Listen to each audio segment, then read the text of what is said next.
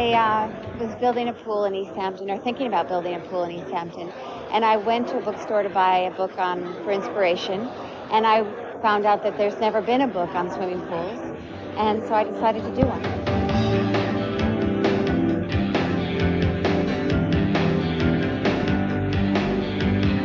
Kelly spent a year and a half doing research for her $100 book. Her profits will go to AIDS research. As the project soared in size, she began to realize that good material was tough to find. You know, pools have not been around that long. I mean, they became sort of a status symbol in the 50s. I mean, if you could afford a pool, that was really something growing up. And before that, only the very wealthy people in the 20s and 30s at these huge mansions had swimming pools.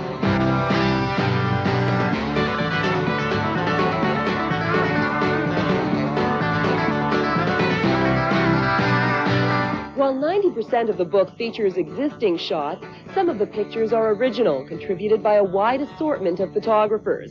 The text has been kept to a bare minimum. There's something very serene and very peaceful about this book. Somebody said it was almost like taking a vacation without leaving your office, because the colors and the photographs are so vibrant, and they're up photographs.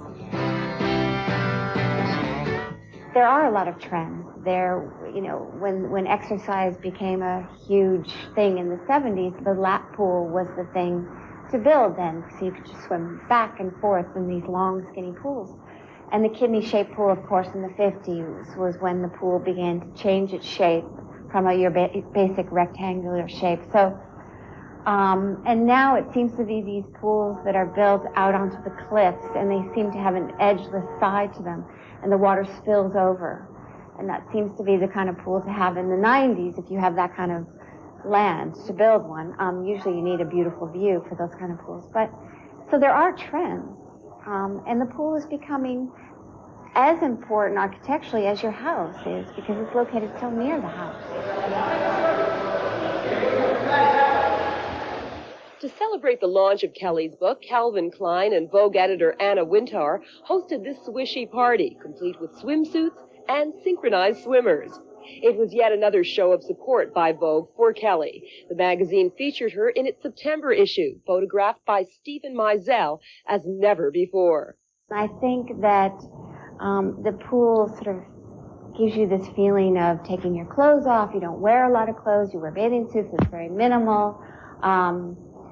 And I think they just wanted me to look different. And I think the pictures are great.